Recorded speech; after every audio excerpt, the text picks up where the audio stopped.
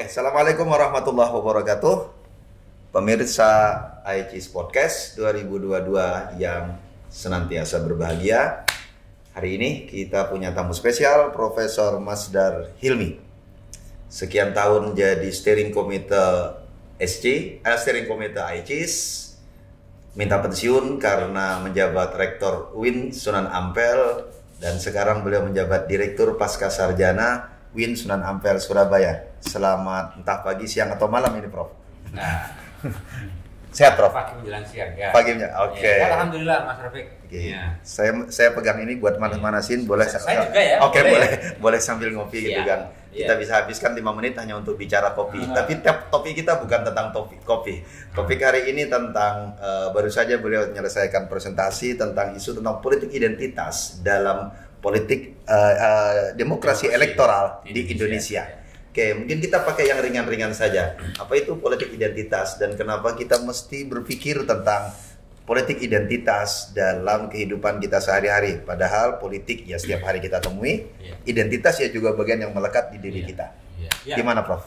Ya, Mas Rafiq, terima kasih pertanyaannya. Jadi politik identitas itu adalah identitas yang dimiliki oleh setiap individu masyarakat dan kemudian dia menjadi kolektif karena menjadi bagian dari kendaraan politik yang digunakan dalam rangka memenangkan sebuah kontestasi elektoral.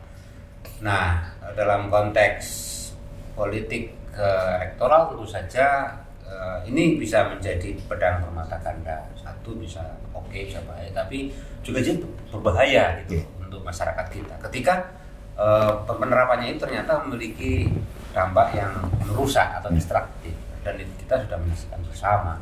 Nah, politik identitas secara sederhana bisa dimaknai atau didefinisikan sebagai particularities within ourselves.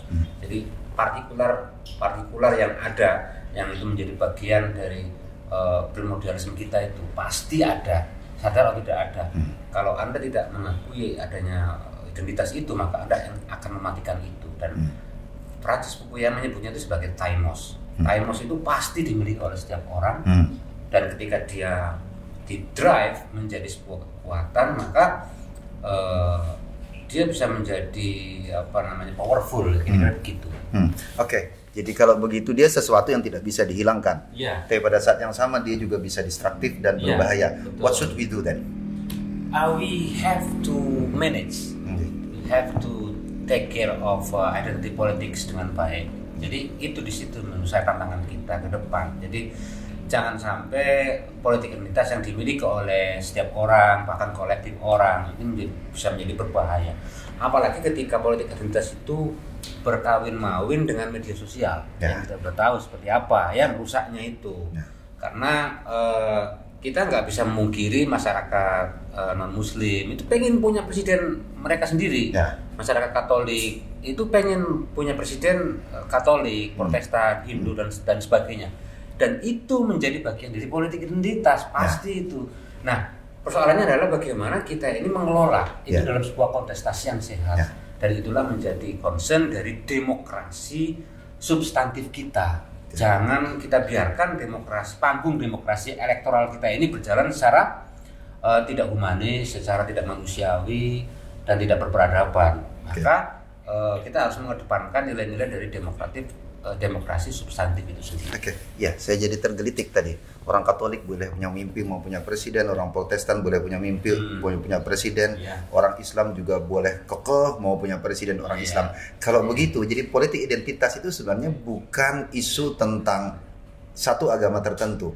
Jadi bukan isu tentang agama, hanya satu agama tidak. Semua kelompok agama itu bisa memanfaatkan dan bisa eksploitasi, menginstrumentalisasi politik identitas. Karena kecenderungannya adalah apa yang dimiliki identitas oleh kelompok identitas tertentu pasti akan di-counter oleh kelompok identitas yang lain. Nah, itu artinya apa? Sebenarnya pada tataran universal setiap kelompok agama itu pasti akan memiliki identitas sendiri-sendiri dan itu kemudian bisa menjadi kekuatan politik yang sangat destruktif. Baik. Dan isu ini menjadi signifikan dengan problem Indonesia, masyarakatnya multikultural. Jadi politik identitas bisa bersumber dari mana saja. Iya. Tadi sambil diskusi saya sambil guyon, jadi bahkan makanan yang seharusnya kita nikmati pada saatnya bisa menjadi politik identitas, Iya, betul. memecah dan menyatukan gitu kan. Iya. Orang bisa makan bareng, bisa lempar-lemparan makanan. Iya, gitu. iya. Oke.